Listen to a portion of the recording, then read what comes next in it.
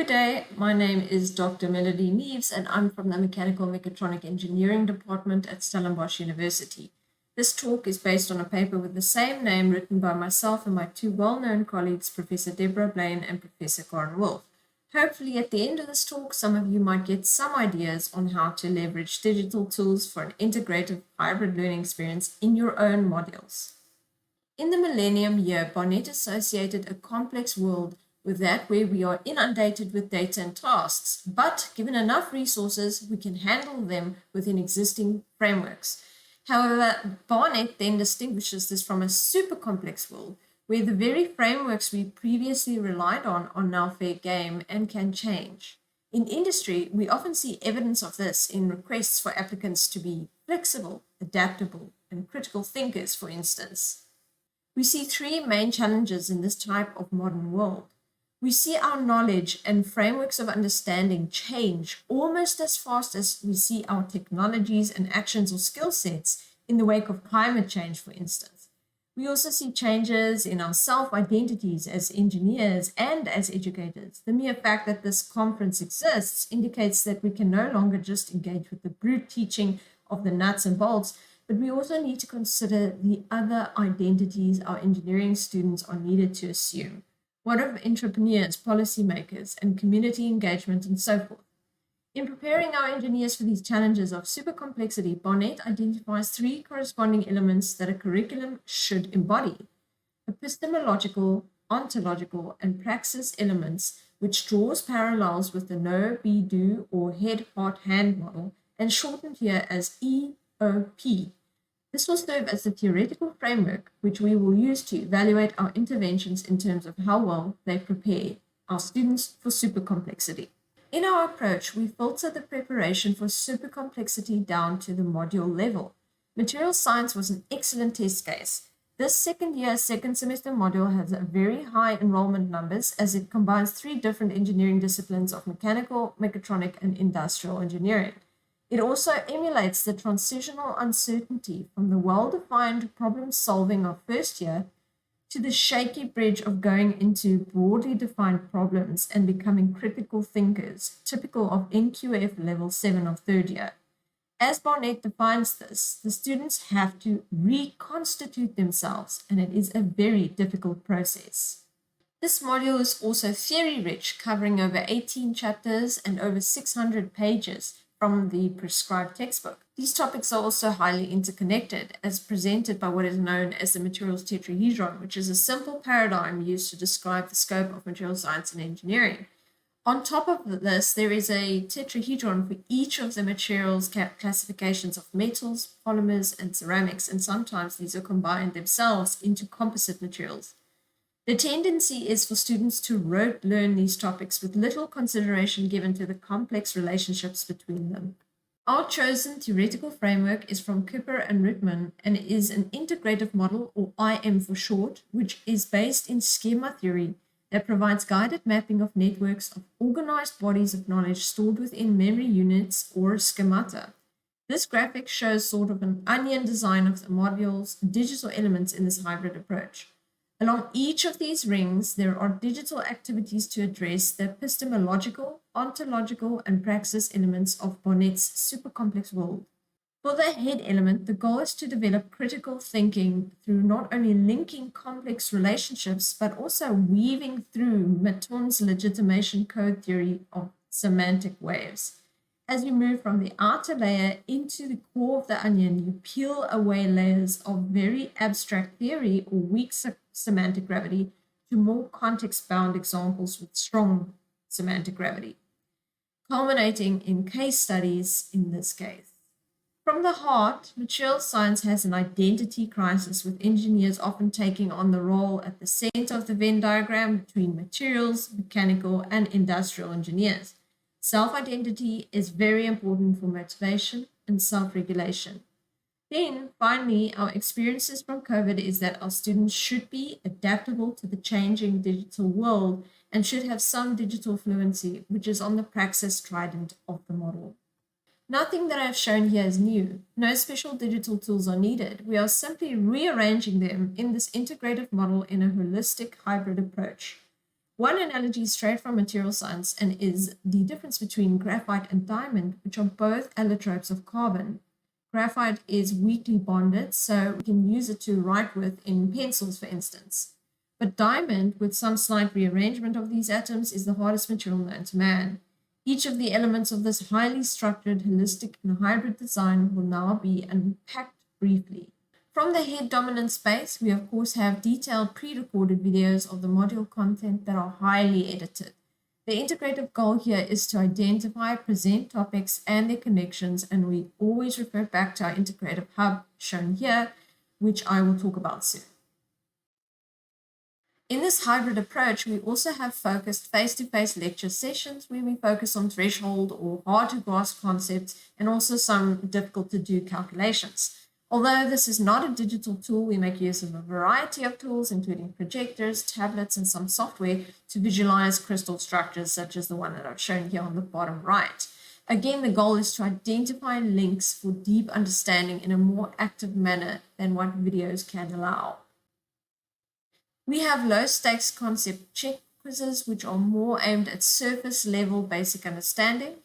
It is in the form of a multi-format quiz on the learning management system with low active elements that a tutor can easily set up, for instance. Here we are more focused on identifying and presenting the topics, but also provided effective feedback and practice for the students to do on a week-by-week basis. So it has a self-regulation function. Projects were directed at students putting together PDFs of student-posed exam questions and memos, which is then peer-assessed using a rubric. This is based on the self-study chapters of each of the material classifications, and the integrative goal is not only to link these material classes with other topics such as fabrication, but also to consider alternative contexts and conditions through hearing peers' opinions and seeing other interpretations of the task. For this, we used a peer workshop activity on the learning management system with a built-in rubric, which awarded higher value to higher level questions such as application and analysis rather than simple recall. We also awarded high marks to the amount of integration. Did they look at the fabrication and microstructure of metals, for instance? The case studies were our most contextualized module element. They are multi-format lessons that include a PDF content document, a walkthrough video that is highly edited, and multi-format online quizzes. Here we introduce real-life examples of materials science and engineering, such as material selection for a hammer drill, and wearing the hat of a materials failure forensic expert. Integrative goals include connections to other module topics under different contexts, but also critical thinking and connecting learning to their own personal experiences. We also had virtual practicals, which served as our main praxis element. Here again, we had a multi-format lesson, including PDFs of testing standards, video demonstrations, and example data, often in the form of spreadsheets or text files for students to process. Here, the main target was critical thinking through tying together abstract theory with concrete data and methods. The students wear the hard hats of test engineers in this case. Finally, the integrative digital hub that ties all these module elements together is the infographic. We explored various approaches and found that a mind map will look just a bit silly because of all the vast amount of connections. We also did not want the students to create their own mind map because of the amount of content. Research has shown that this generates cognitive overload, and we should rather provide our own graphic organizer with the option for them to edit it and add to it as they please. The format we eventually decided upon was a hyperlinked PDF with all the module activities and topics, along with their interconnections explicitly highlighted on a week-by-week basis. It is important to note that only an expert lecturer with years of experience with the module can adequately prepare this document. We also provided an editable version in the form of a PowerPoint to the students. Like any intervention, we had to perform an evaluation. We used a mixed methods approach where we started with capturing quantitative data, first through an online questionnaire embedded within the final case study lesson plan. This involved a 5-point Likert scale, which assessed the students' perceptions of the interventions on two fronts. Firstly, how did the students find the module design help their understanding of various sides of the tetrahedron? and how well that each of the activities assist their learning. For this last part, we also included qualitative feedback in the form of comments provided within online reflective feedback questionnaires and the usual faculty student feedback forms. Thematic coding was done in terms of pulling out the EOP or know, be, do elements present within each activity. Of course, our ethics clearance is in order and the anonymity of the students was retained throughout the process. Here are some of the results from the students with a 30% response rate, which is about 115 responses. Just to orient ourselves with the graph, on the x-axis is the range of activities for which I have provided a short form legend. And then on the left vertical axis is the coded qualitative counts of some of the common themes with respect to the EOP framework, represented by the compound bar charts. And on the right vertical axis is the quantitative rating of perceived effectiveness, with increasing effectiveness as we move from the bottom to the top, indicated by the dots and the associated error bars. Overall, all the elements scored average or above average, which is just three rating in this case, in perceived effectiveness.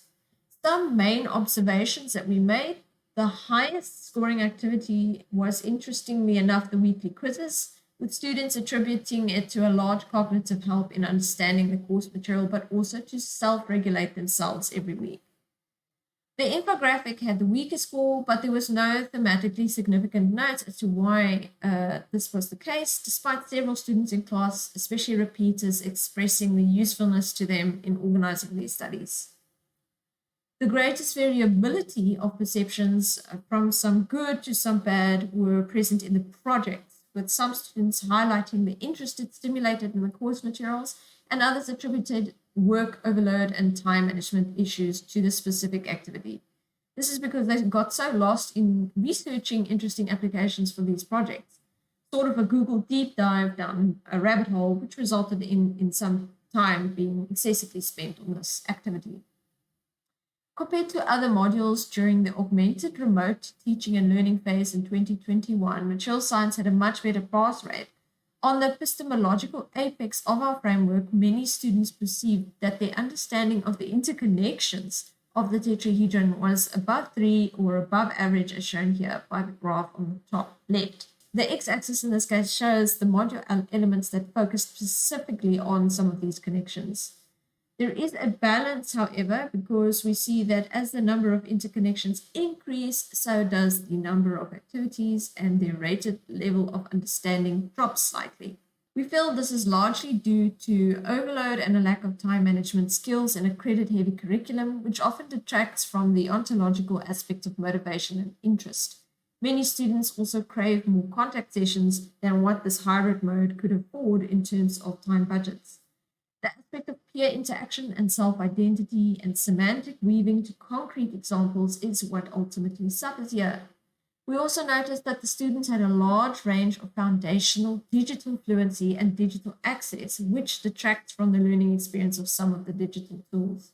For instance, some did not know how to process a spreadsheet or had very slow laptops. So what is the implications of our integrative hybrid approach that merely seek to demystify existing digital tools? We realize this approach is difficult, but it does work based on feedback and student performance. It is ideal for theory-rich modules such as material science, but we need to remember that this is just one ball in the Newton's cradle. For preparing for super complexity, we need to consider the other 5 modules as well, and remember that overload is possible if we do not consider time budgets and time management skills. We also need to scaffold the learning of basic digital skills for our students so that they do not lose the cognitive advantage of the activities due to systemic issues. Based on the weekly quizzes, which is our most time budget friendly activity, we need to provide more low stake assessments to culture self-regulation and, in so doing, motivation. Complementary to this, we must also consider granting more time for the higher stake activities and perhaps outlining their time budgets more explicitly. So feeding back into this design-based approach for this year, we had a 3-phrase mantra of lower the load, soften the stakes, and delay the deadlines. This is not in the paper, but we actually did this and evaluated the same module presentation with the applied changes that we just mentioned in a focus group of about 9 students with a good spread across low, mid, and high performing students and repeaters. We thematically coded the responses from the session across 2 main groups of positive and negative aspects. On the positive side, there was an appreciation for the highly structured nature of the presentation of the module through the infographic. There was great value placed on motivation through case studies and the integrative nature of the various activities. On the negative side, again, we saw issues with time management and the NQF transitional stress of students wishing for an underline under a calculation rather than having to work through various theoretical aspects. But most importantly, the students need to know why the module presentation is the way it is, the reason for the different activities. For example, the weekly quizzes are not exam questions. They are check your understanding, keep up-to-date assessment. To conclude, it is possible to connect the dots for students in a meaningful manner.